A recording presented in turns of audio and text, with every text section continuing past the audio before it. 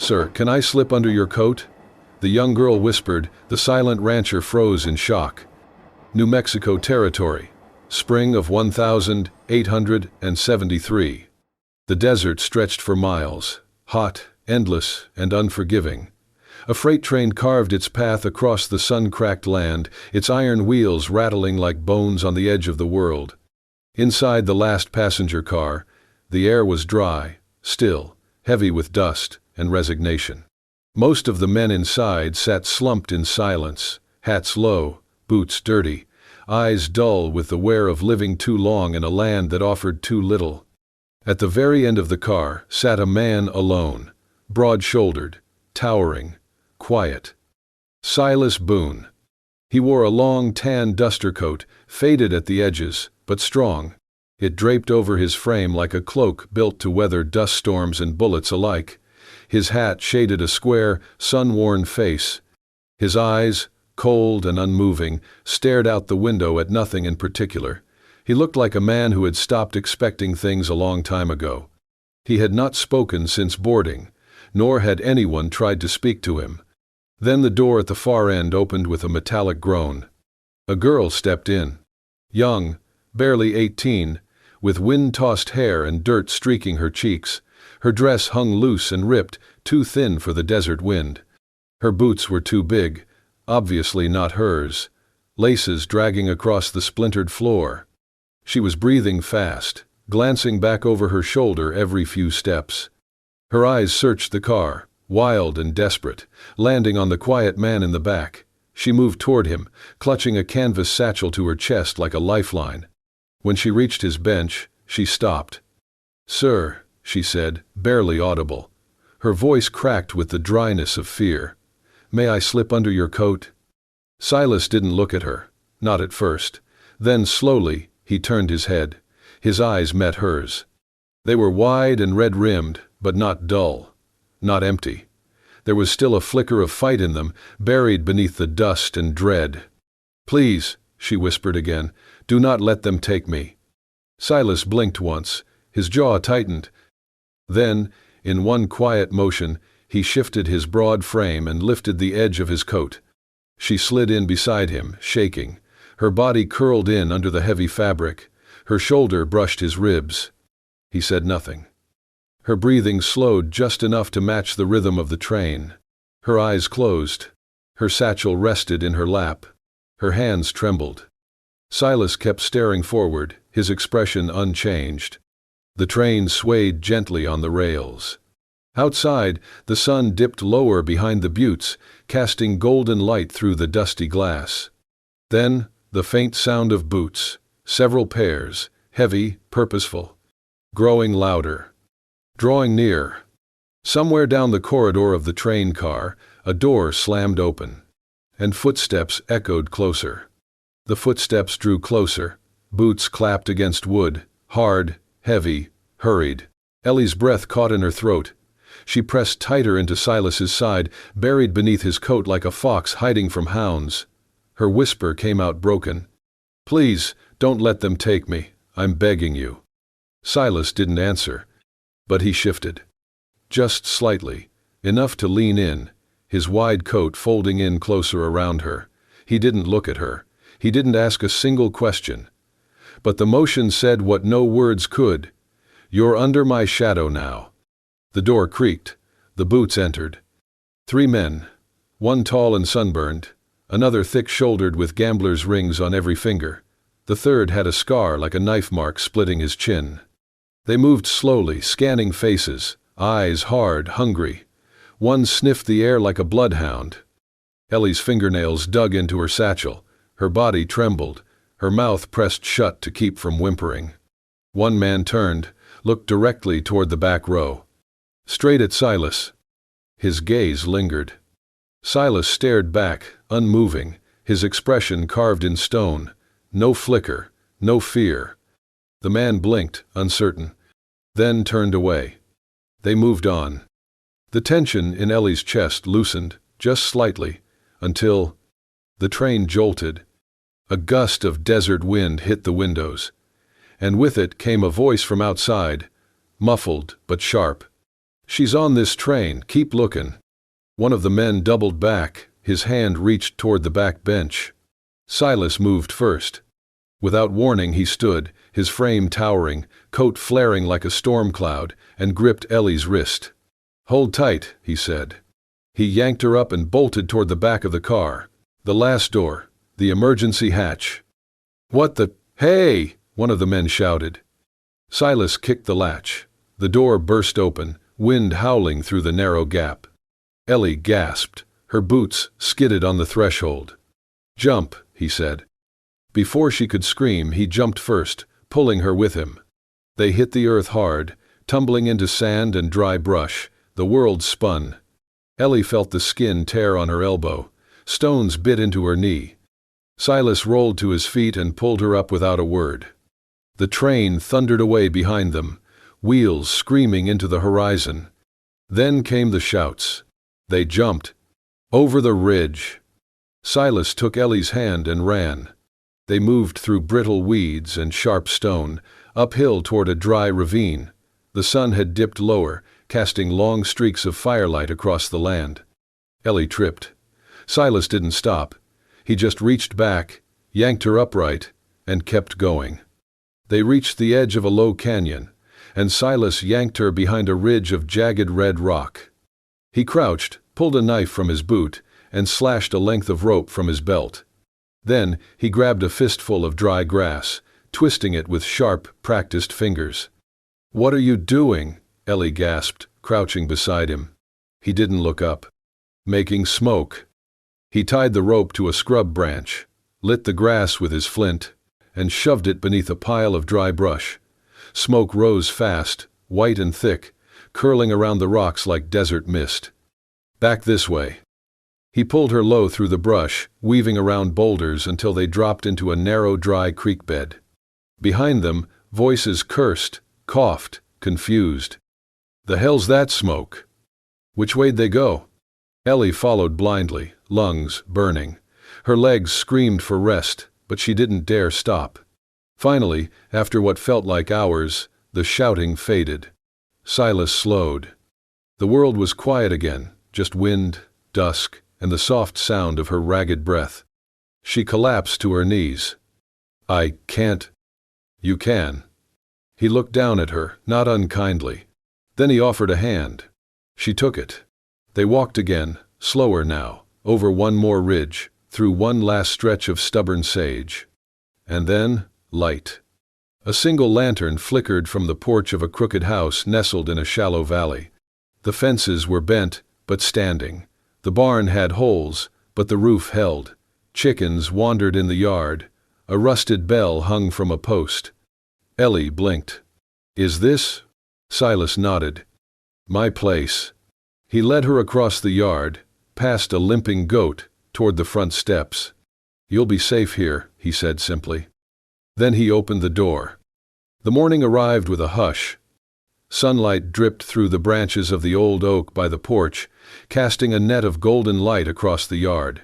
The wind stirred slowly, warm against the weathered wood of the ranch house. Ellie stepped outside barefoot, the hem of her dress brushing over the earth. The air smelled of hay, eggshell, and morning stillness. She didn't know if she was supposed to help, but her hands needed something to do.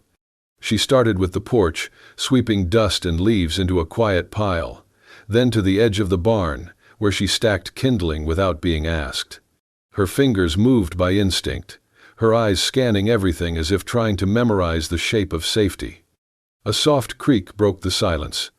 Tom peeked out, no taller than the saddle he was supposed to fetch, 6 years old, wild blonde hair, and a permanent streak of dirt on his cheek. He blinked at her. "You ain't a ghost," he said. Ellie smiled. "Not today." "You're new." "Looks like it. I was new once too, then I stayed." He stepped out, dragging a coiled lead rope behind him. "Mr. Boone lets me live here. He's not my pa or anything. He just found me in town when I didn't have nowhere to go." She crouched down to his height. "He take good care of you?" "Yep. Better than the sheriff ever did. And he taught me how to whistle with grass." He handed her a blade of tall grass and showed her, though his whistle came out more like a breathy squeak. They spent the next hour in the yard. Tom showed her how to collect eggs without getting pecked. Ellie showed him how to braid a rope. When a hen fluttered out of the coop and startled them both, they laughed until their sides hurt. Later, Ellie carried a small basket of vegetables back to the kitchen.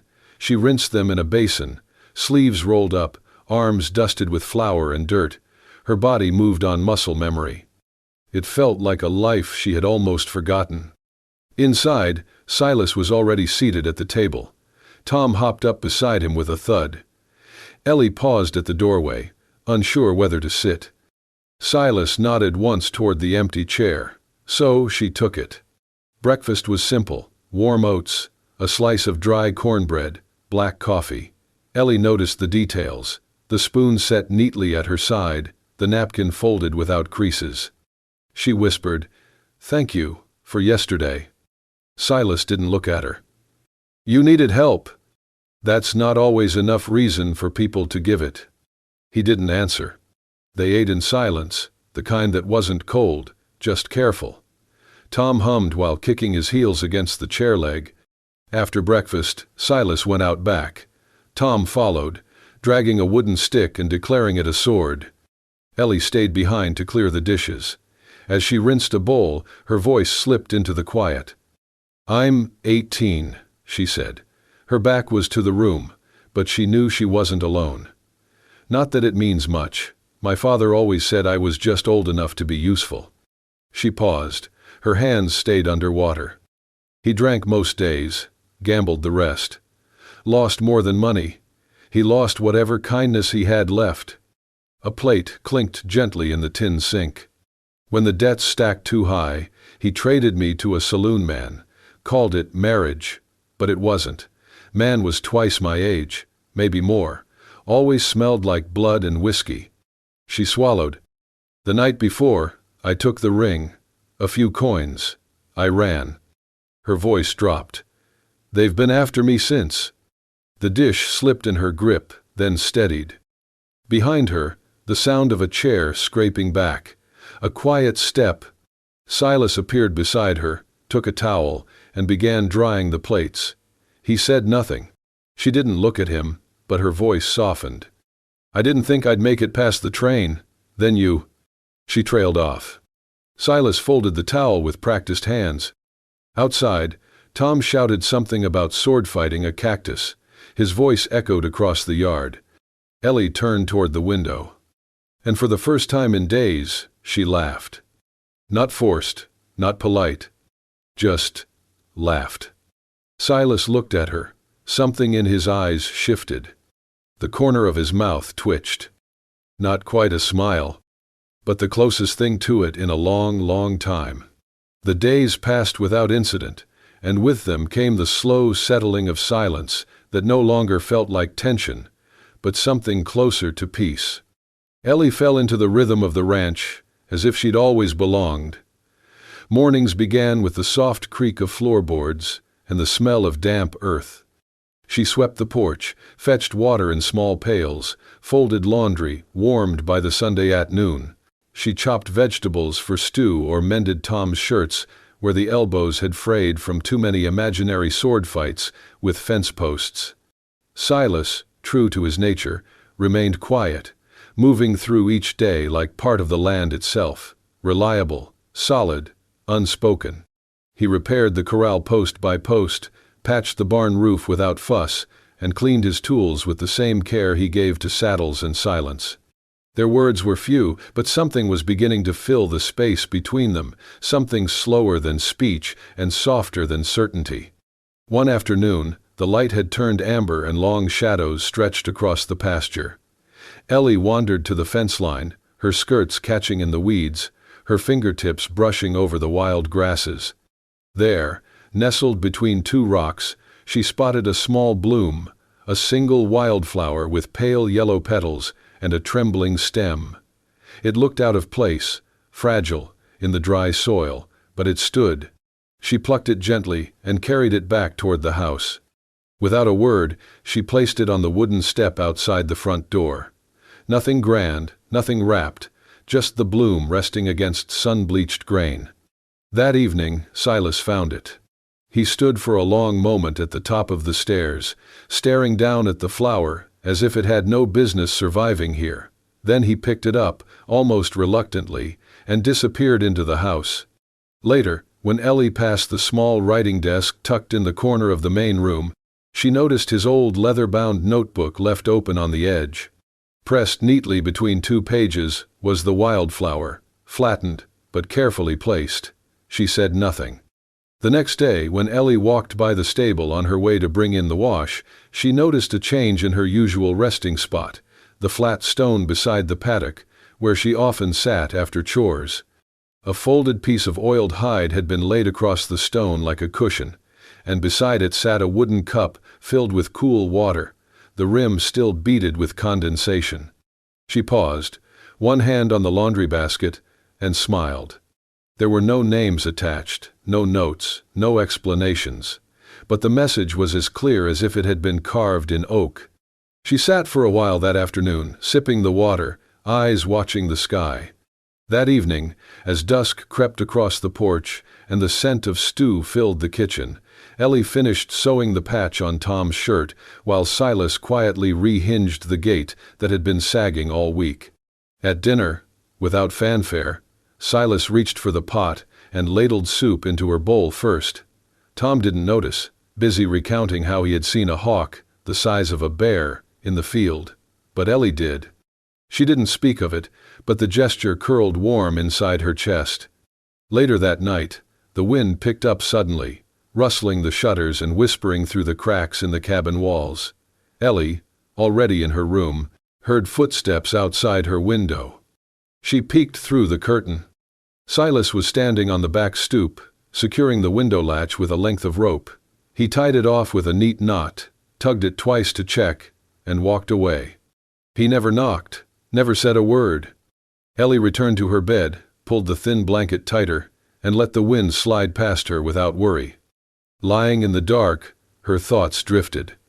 He doesn't speak much, she thought, but everything he does feels like a sentence he never got to say out loud. And maybe, just maybe, she was beginning to understand the language. The morning began like any other. Sunlight crept over the ridge, lighting the edge of the fence posts in gold. Ellie was hanging laundry behind the house, the sleeves of Tom's shirts dancing in the breeze. She hummed softly, a tune she could no longer name, while Tom chased a butterfly through the grass, laughing and stumbling over his own feet. Silas was by the well, repairing a broken pulley. His sleeves were rolled up, forearms streaked with dirt and sweat. Ellie glanced over her shoulder, about to call out. Then she froze. A plume of dust was rising beyond the hills, not the kind stirred by cattle or breeze. It was fast, low, deliberate. Smoke. And beneath it, figures on horseback. 3 of them. As they crested the hill, the world seemed to narrow. Ellie's blood turned cold. Her body moved before her mind caught up. "Silas!" she shouted, voice sharp. He stood and followed her gaze. The riders were closing in. It only took a heartbeat for him to understand. He dropped the rope, crossed the yard in wide strides, and grabbed Ellie by the wrist. "Get inside, take Tom." But Tom was already running toward them, confused. "Who's that? Are they friends?" "No," Ellie said, scooping him into her arms. "No, baby. Inside." They barely made it through the door before the first man reached the porch. The second wasn't far behind. The third dismounted near the barn and disappeared from view. The house shook as the door slammed shut.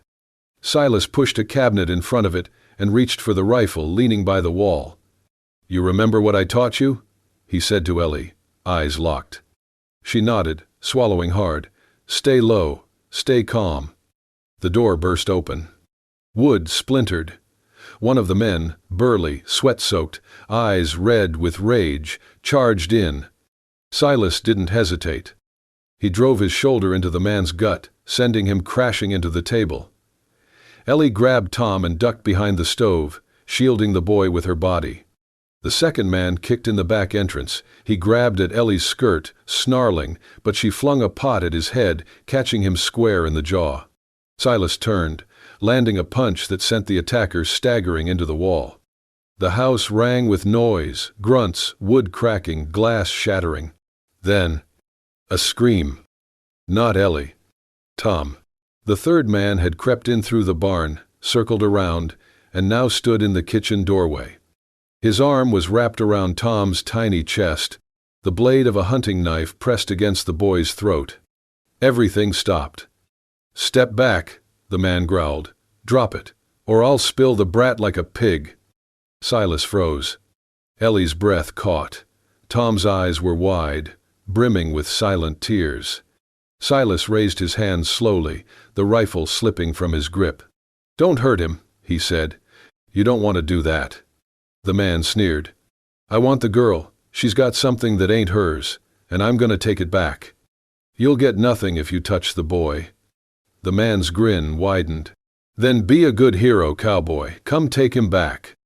Silas took a step forward, slow, deliberate. His voice softened. "Let him go. You're not leaving here if you don't." The man spat. "Neither are you." And just as Silas reached the edge of the table, hands still raised, the third man swung the butt of his knife hard. Crack. The blow landed square at Silas's temple. He dropped like a felled tree, hitting the floor with a sickening thud. Ellie screamed. Tom cried out. The knife dropped. Silas didn't move. His body lay still beside the hearth, blood beginning to pool beneath his cheek. The sound of Silas's body hitting the floor seemed to split the air in two. Ellie's scream tore through the room, raw and helpless. Tom kicked and squirmed in the outlaw's grip, his small hands clawing against the man's arm, but the knife was already raised again. Ellie's eyes darted frantically across the kitchen. Her heart hammered in her chest, each beat louder than the last, until her gaze landed on the old hunting rifle propped by the fireplace. She moved before she thought. Her hands shook violently as she seized it, the weight nearly toppling her.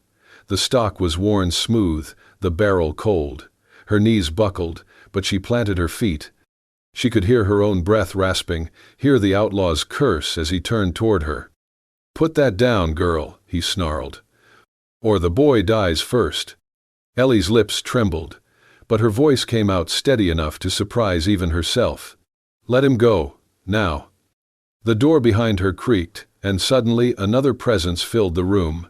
Old Raoul, the ranch hand who had worked these fields since before Silas was grown, stepped inside with a shotgun cradled in his arms. His hair was gray and thin, his shoulders stooped, but his eyes burned like embers.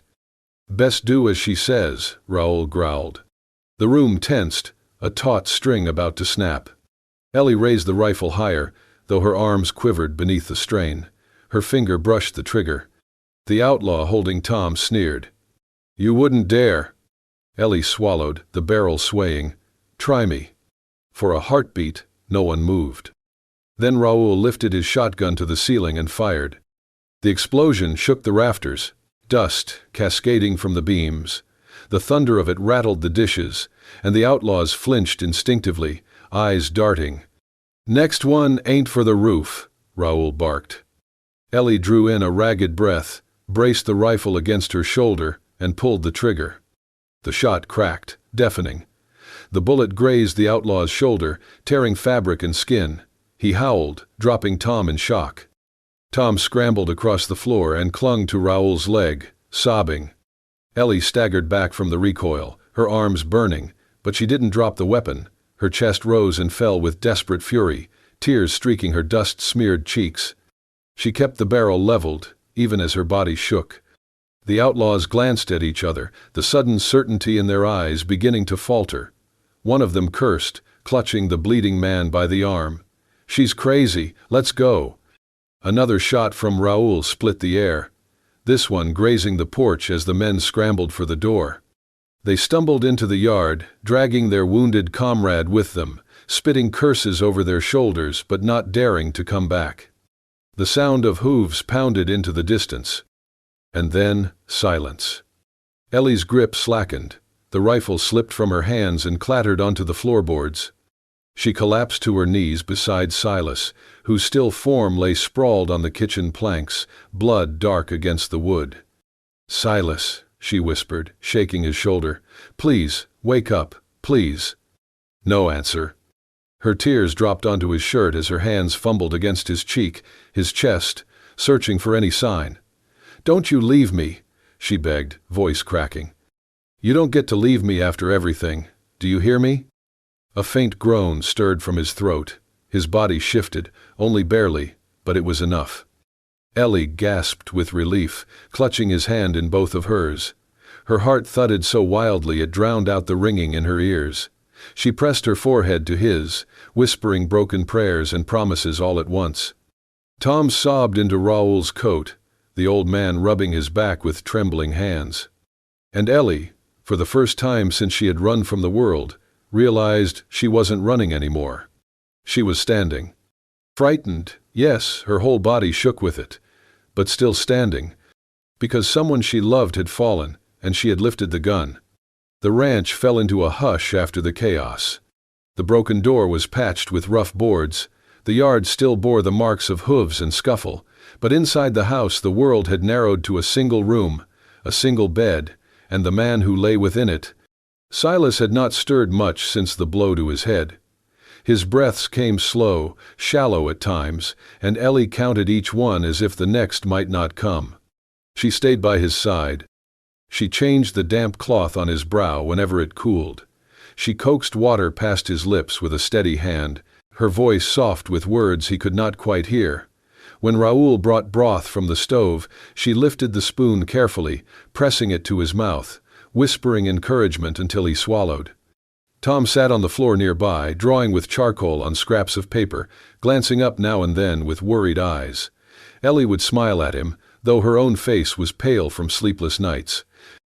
Days passed this way, measured not by the sun or chores but by small victories, the twitch of a hand, a faint murmur, the flicker of his eyelids. One evening, when the lantern burned low, Ellie sat reading aloud from a tattered book Raoul had found in the cupboard. Her voice was uneven but gentle, wrapping the quiet room in warmth. She finished a passage, looked up, and found Silas watching her. His gaze was heavy, clouded with pain, yet steady. "You're awake," she breathed, the words breaking into a smile.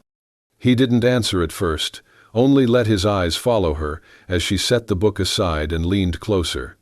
She brushed the hair back from his forehead, her fingers trembling. "You gave me quite a fright," she whispered.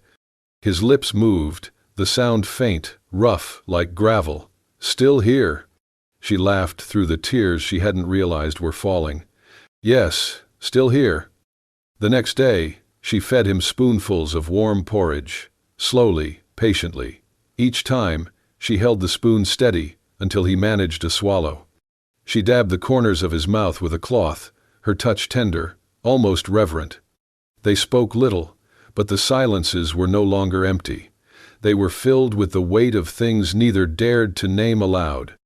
When he drifted off again, Ellie sat by the bed, resting her head on the edge of the mattress, her hand near his.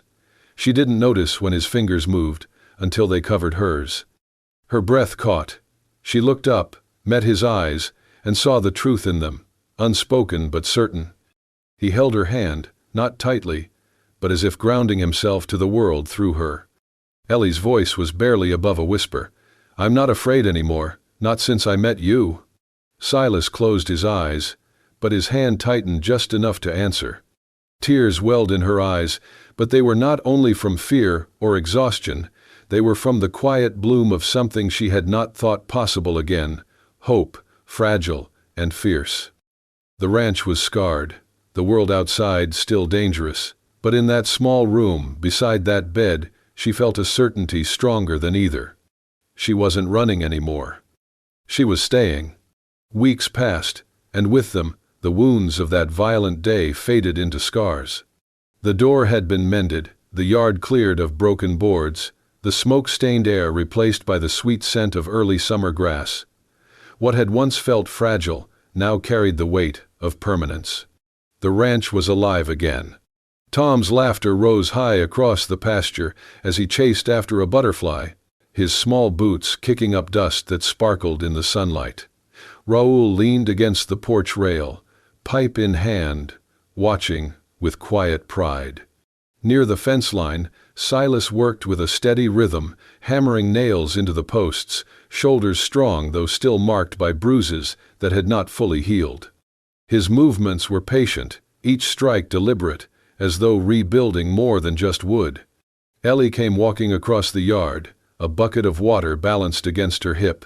The sun glowed on her hair, and for a moment Silas paused, watching her approach. She smiled faintly, set the bucket down, and handed him the dipper without a word. He drank, handed it back, and their hands lingered together for the briefest second before parting. It was not the grand gestures that defined their days now, but the repetition of small ones, chores shared, meals cooked side by side, laughter echoing off the walls of a once quiet home. These simple acts, once carried out in solitude, now stitched themselves into the fabric of something new. Later, as the sun melted low across the horizon, they stood together on the porch. Tom was still running circles in the field, his voice carrying like a song. Raoul had gone inside, leaving the two of them in the hushed glow of dusk. Ellie rested her hand lightly against Silas's arm. Her voice came soft, almost shy, yet certain. "At first," she whispered, "I only asked to hide beneath your coat." He turned toward her, the fading light brushing his face, eyes steady and searching.